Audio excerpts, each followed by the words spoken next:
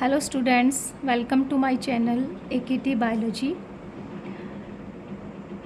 आज हम डिस्कस करने जा रहे हैं ट्रांसलेशन, जो आपके chapter molecular basis of inheritance से रिलेटेड है। और आपको पता है ट्रांसलेशन क्या होता है। Translation is the formation of protein from messenger RNA, right.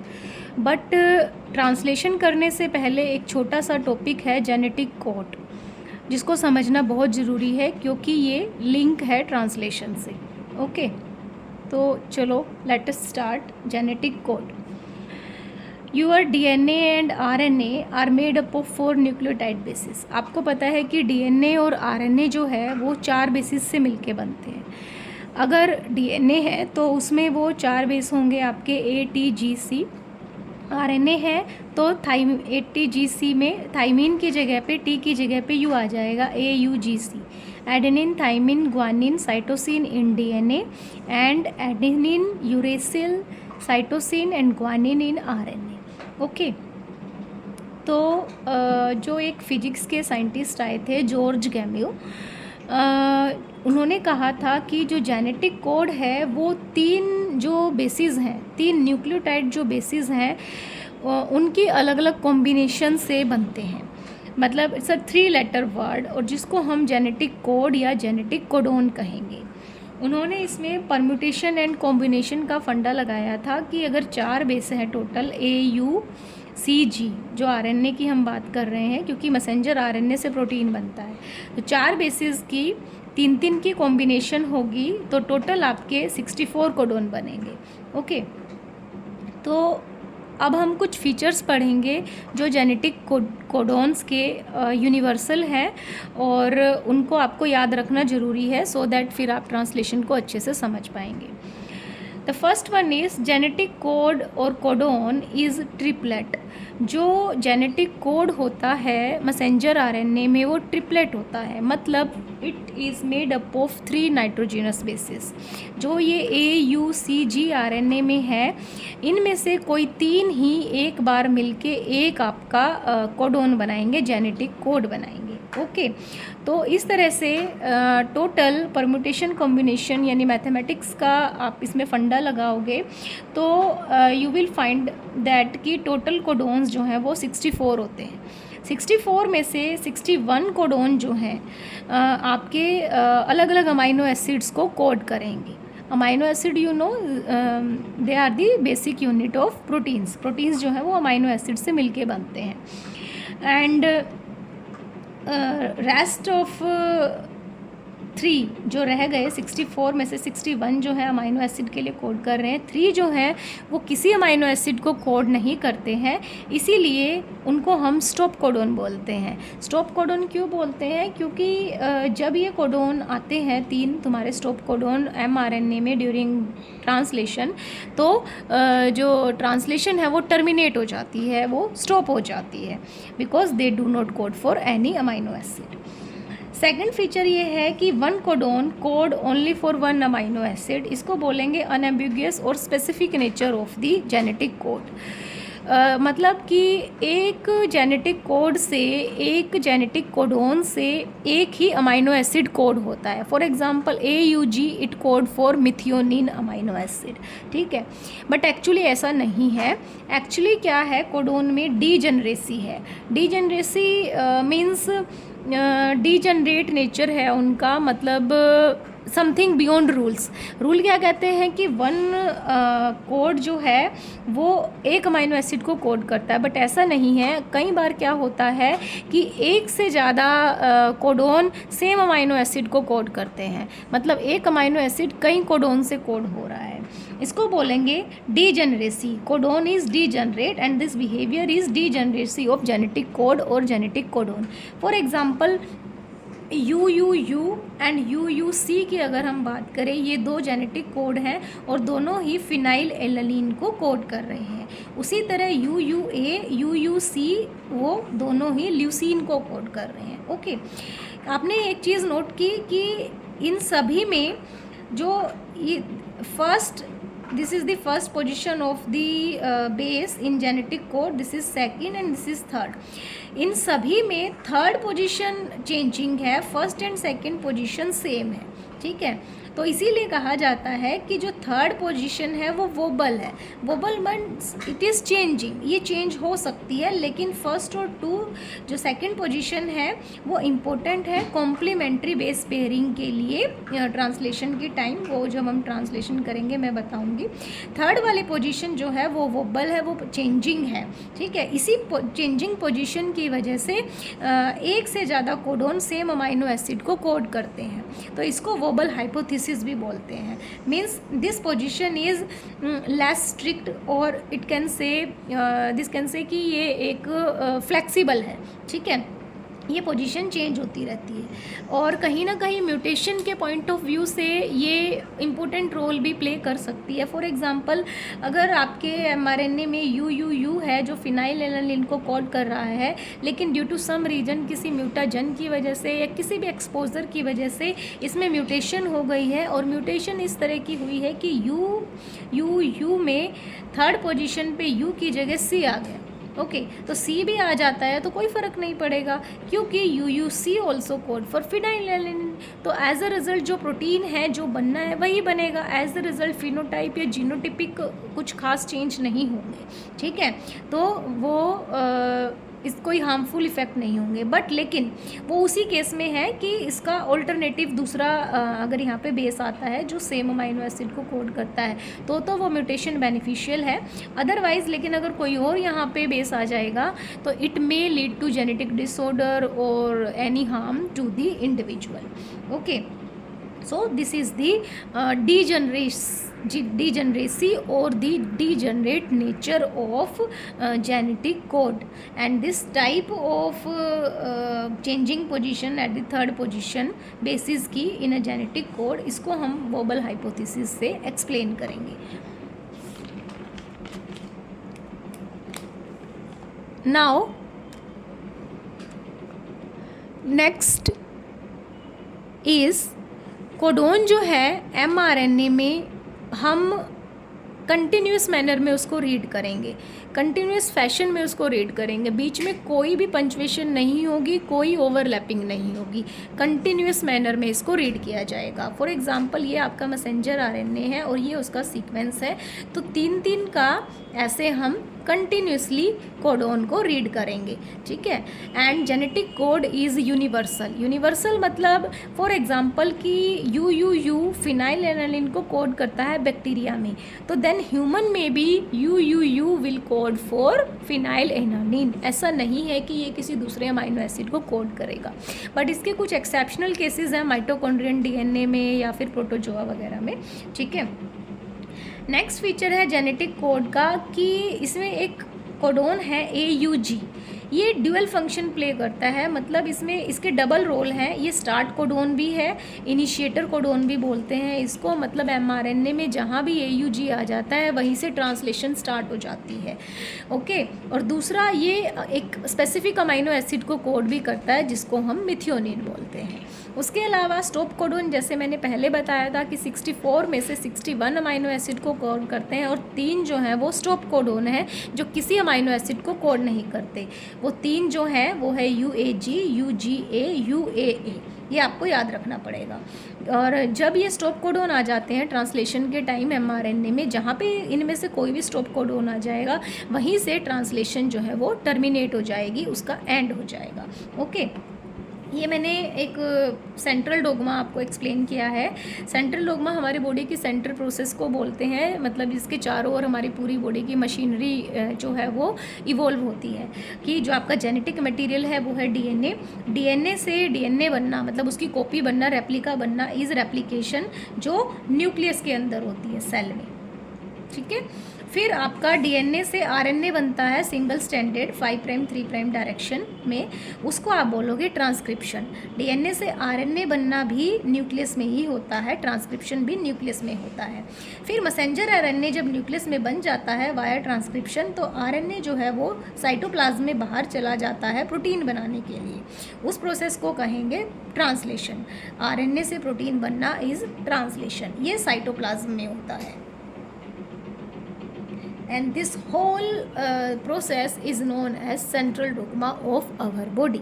ठीक है, तो this is about genetic code कि जेनेटिक कोड जो है वो ट्रिपलेट होता है। 61 जो है अमाइनो एसिड को कोड करते हैं, उसमें से 3 जो है वो स्टॉप कोडोन है।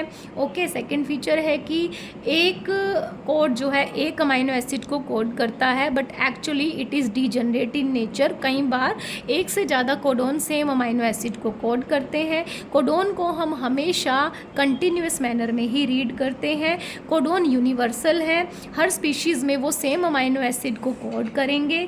AUG ड्यूअल फंक्शन का रोल प्ले करेगा, वो इनिशिएटर कोडोन भी है और वो आपको एक मिथियोनिन अमाइनो एसिड को भी कोड करता है। 3 आपके स्टॉप कोडोन है। ये फीचर्स आपको जेनेटिक कोड के पता होने चाहिए, तभी आप ट्रांसलेशन को अच्छे से समझ पाएंगे। Now we will understand the translation. Okay, translation जैसे मैंने अभी बताया, ट्रांसलेशन होता है मैसेंजर RNA से प्रोटीन बनना। ठीक है, और ये प्रोसेस होती है आपके सेल के साइटोप्लाज्म के अंदर। mRNA न्यूक्लियस में बन जाता है ट्रांसक्रिप्शन के थ्रू, बट ये बाहर आ जाता है साइटोप्लाज्म में, वहाँ पे प्रोटीन बनाता है इससे ट्रांसलेशन के थ्रू। ठीक है, तो अगर हम बायोलॉजिकल टर्म में ट्रांसलेशन की डेफिनेशन डिफाइन करेंगे तो हम ऐसे बोलेंगे, polymerisation of amino acid to form a polypeptide. अब अमाइनो एसिड्स क्या है? जिस तरह से हमारे बॉडी की जो बेसिक यूनिट है वो क्या होती है? सेल। हम लोग सेल से मिलके बने हैं। जिस तरह से एक घर है वो ब्रिक से मिलके बना है, वो उसकी बेसिक यूनिट है। उसी तरह से जो प्रोटीन्स हैं वो मैक्रोमोलिक्यूल्स हैं, बहुत ही बड़े मोलिक्यूल्स हैं। उनकी स्मॉलेस्ट यूनिट जो है वो है amino acid. Protein amino acid से मिलके बनते हैं। ठीक है, तो वो उन सभी अमाइनो एसिड्स का पॉलीमराइजेशन हो जाना, मतलब आपस में जुड़ जाते हैं बहुत लंबे बहुत सारे amino acid to form a polypeptide, और वो एक पॉलीपेप्टाइड बनाते हैं। पॉली मीन्स मैनी, और पेप्टाइड अलग अलग जितने भी अमाइनो एसिड्स होते हैं उनके वो जिस बॉन्ड से लिंक होते हैं उनके बीच में जो बॉन्ड होता है उसको बोलते हैं पेप्टाइड बॉन्ड। तो वो पूरी जो चेन बन जाती है अमाइनो एसिड की उसको पॉलीपेप्टाइड बोलते हैं। और यू कैन से कि प्रोटीन बन गया, कोई भी स्पेसिफिक प्रोटीन। ठीक है, तो what is translation? Polymerisation of amino acid to form a polypeptide और प्रोटीन। ठीक है, ट्रांसलेशन समझने से पहले हमें कुछ इम्पोर्टेंट RNA के बारे में पढ़ना ज़रूरी है। ठीक है बेटा, RNA जो है वो 3 टाइप के होते हैं। मैसेंजर RNA मेन जो है, messenger RNA, transfer RNA, ribosomal RNA। Messenger RNA translation में टेम्पलेट का काम करेगा जो ट्रांसक्रिप्शन करके साइटोप्लाज्म में आया है। ट्रांसफ़र RNA जो है वो अडेप्टर मॉलिक्यूल का काम करता है जो साइटोप्लाज्म में से अमाइनो एसिड उठाकर लाता है ट्रांसलेशन के लिए। राइबोसोमल RNA स्ट्रक्चरल और कैटालिटिक रोल प्ले करता है, जो हम आगे डिस्कस करेंगे। सबसे पहले tRNA जो है, ट्रांसफ़र RNA भी बोलते हैं इसको, अडेप्टर मॉलिक्यूल भी बोलते हैं, लेकिन ये तो इसको अब बोलते हैं, पहले इसको sRNA बोलते थे, सोल्यूबल RNA, क्योंकि ये 1 molar solution of sodium chloride में ये सोल्यूबल था और बाकी कोई भी RNA इसमें सोल्यूबल नहीं था, इसीलिए इसको सोल्यूबल RNA बोलते हैं, जब तक जेनेटिक कोड का जो फंडा पोस्टुलेट नहीं हुआ था। ठीक है, आपको पता है फ्रांसिस क्रिक, फ्रांसिस क्रिक और जेम्स वॉटसन ने DNA का डबल हेलिक्स मॉडल दिया था 1953 में।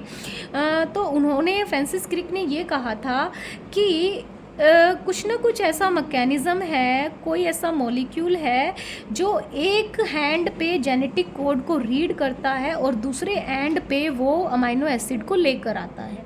और क्योंकि अमाइनो एसिड्स में तो कोई स्ट्रक्चरल स्पेशलिटी ऐसी नहीं है, तो उसके लिए कुछ स्पेशल मॉलिक्यूल है, और बाद में ये कौन सा मॉलिक्यूल मिला? That was tRNA। Okay, tRNA यहाँ पे अडेप्टर मॉलिक्यूल का काम करेगा। ये एक सेकेंडरी स्ट्रक्चर है tRNA की, जिसमें this one is the anti codon loop. ये वो लूप है कि जिसके जब सामने मैसेंजर RNA आता है, हम डिस्कस करेंगे, मैसेंजर RNA के कॉम्प्लीमेंट्री इसमें यहाँ पे सीक्वेंस होगा।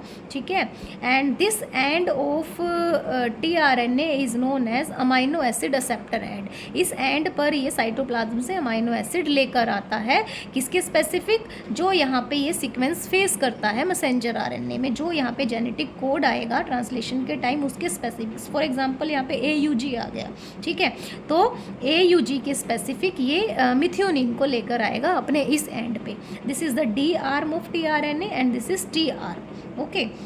और जिस तरह से मैंने बताया था कि ट्रांसलेशन को आपके स्टार्ट करने के लिए AUG is the start codon, उसी तरह से एक इनिशिएटर tRNA होता है जो AUG के स्पेसिफिक आता है। इनिशिएटर tRNA उसको बोलते हैं, और वो मिथियोनिन को लेकर आता है क्योंकि AUG कोड फॉर मिथियोनिन, ठीक है। और स्टॉप कोडोन के लिए कोई tRNA नहीं होता क्योंकि कोई वो स्टॉप कोडोन किसी अमाइनो एसिड को कोड नहीं करते हैं। सेकेंडरी स्ट्रक्चर जो है अगर हम नॉर्मली देखते हैं तो इसकी क्लोवर लीफ की तरह होती है। क्लोवर लीफ कुछ एक तरह का ग्रास होता है जिसकी इस तरह की 3 लीफ वाली स्ट्रक्चर होती है। लेकिन अगर हायर स्ट्रक्चर की बात करें आपके tRNA की, वो इन्वर्टेड L होता है, कुछ इस तरह से कॉम्प्लिकेटेड सी स्ट्रक्चर होती है, tertiary and quaternary structure, okay. This is about tRNA।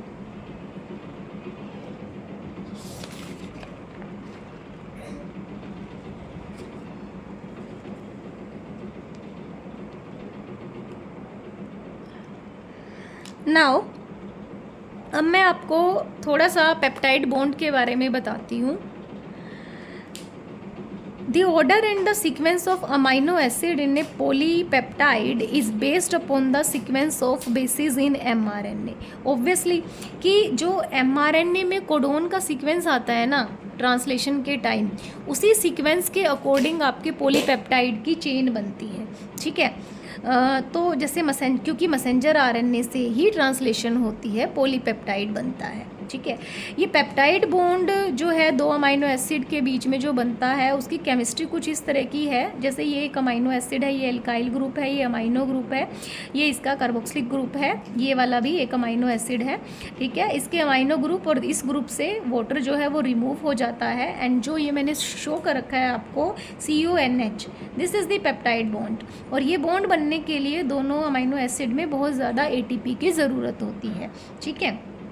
अब हम पढ़ेंगे अमाइनो एसाइलेशन और चार्जिंग ऑफ tRNA और लोडिंग ऑफ tRNA। जब किसी स्पेसिफिक tRNA से उसका स्पेसिफिक अमाइनो एसिड आकर उसके अमाइनो एसिड एक्सेप्टर एंड पे लिंक हो जाता है, उसको बोलेंगे अमाइनो एसाइलेशन ऑफ tRNA और चार्जिंग ऑफ tRNA, ठीक है। और ये ATP की प्रेजेंस में होता है और इस एक एंजाइम की प्रेजेंस में होता है जिसका नाम है amino acyl tRNA synthetase, okay.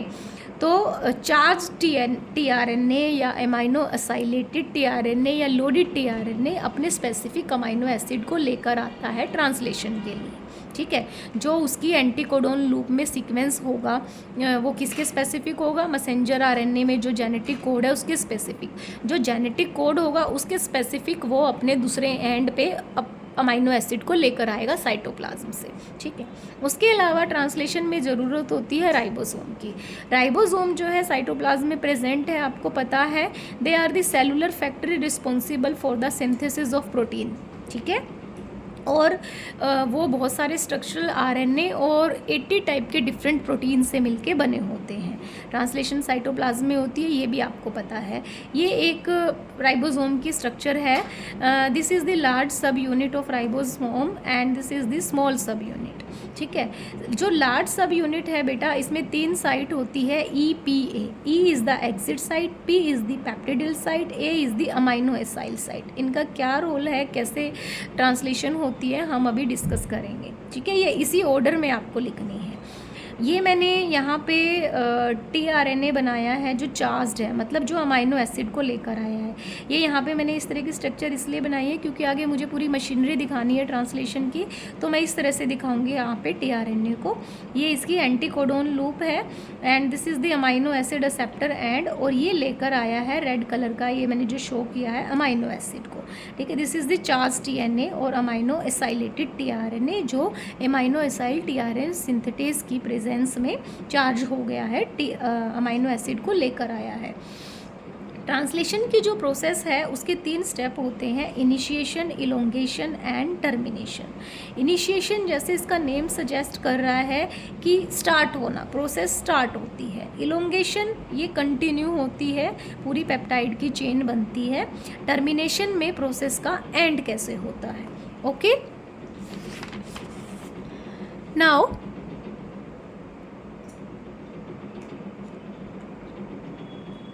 Initiation में ट्रांसलेशन का स्टार्ट होना होता है। ठीक है, हमने डिस्कस किया था कि AUG है वो स्टार्ट कोडोन है और एक इनिशिएटर tRNA होता है, राइट। तो इनिशिएटर tRNA जो है वो AUG के स्पेसिफिक ही होगा क्योंकि ये स्टार्ट कोडोन है। तो इसकी जो tRNA है इसकी एंटी कोडोन लूप में इसके कॉम्प्लीमेंट्री सीक्वेंस होगा, ए के स्पेसिफिक यू के ए, जी के C. This is the anti codon loop of tRNA और ये इसका अमाइनो एसिड एक्सेप्टर एंड है।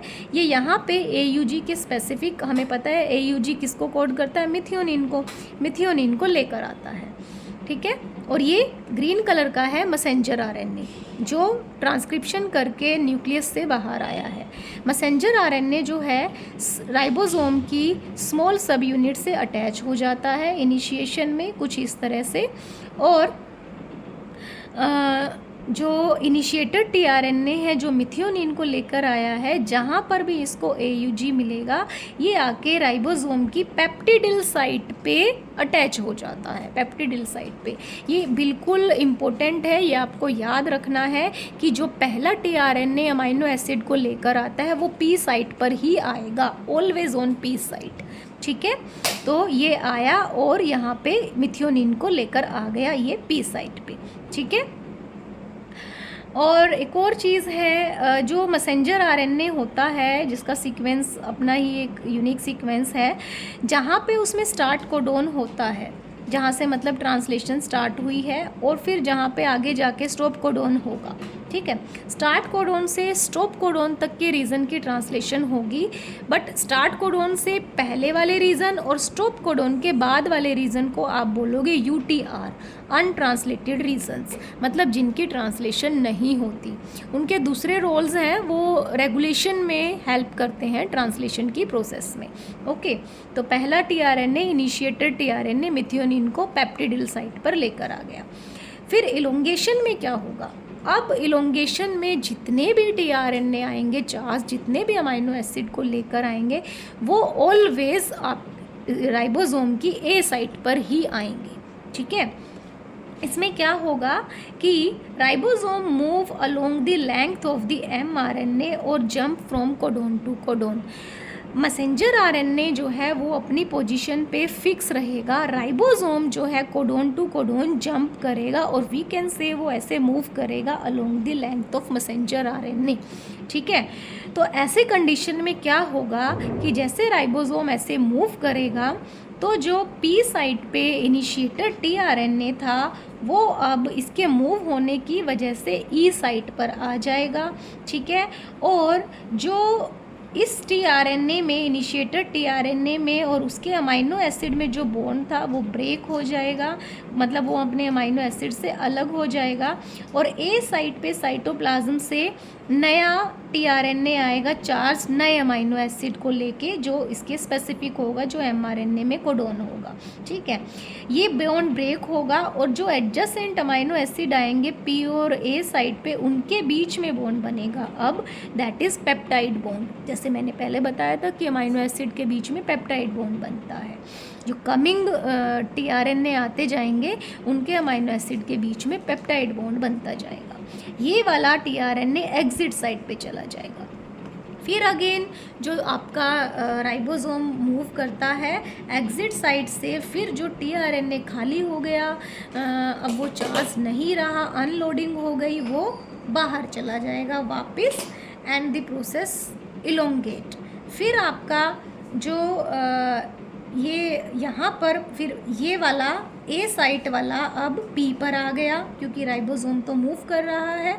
अब इसके पास 2 अमाइनो एसिड है, फिर अगेन मूवमेंट हो रही है, जिस वजह से यहाँ पे ए साइट पे नया अमाइनो एसिड आ गया दूसरे चार्ज टीएनए के थ्रू। फिर अब इन तीनों में पेप्टाइड बॉन्ड, मतलब ये कमिंग जो है वो पेप्टाइड बॉन्ड बनाएगा, ये वाला बॉन्ड ब्रेक हो जाएगा। नाउ पी साइट वाला टीआरएनए एग्जिट साइट पे आएगा, और अब इस तरह से 3 अमाइनो एसिड आ जाएंगे। फिर यहाँ ये साइट खाली हो गई ए साइट, तो यहाँ नया अमाइनो एसिड आ जाएगा नए टीआरएनए के साथ, जो स्पेसिफिक होगा यहाँ पे जो कोडोन है एमआरएनए में उसके, ठीक है। जो इस तरह से अमाइनो एसिड की चेन बनती जाती है और इलोंगेट होती जाती है। क्या होता है कि इनिशिएशन में तो पी साइट पे आता है वो, ठीक है, फिर इलोंगेशन में कमिंग जितने भी आपके टीआरएनए आएंगे वो अमाइनो एसिड को लेकर ए साइट पर ही आएंगे, ठीक है। जैसे ही राइबोसोम मूव करेगा, पी वाले खाली होके इधर शिफ्ट होते रहेंगे एग्जिट साइट पे, और एग्जिट साइट से वो बाहर होते रहेंगे।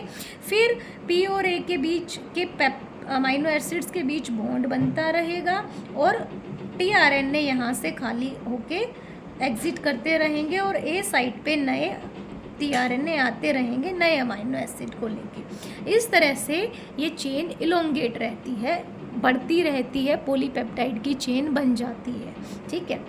फिर होता है टर्मिनेशन। टर्मिनेशन कब होगा इस चेन का?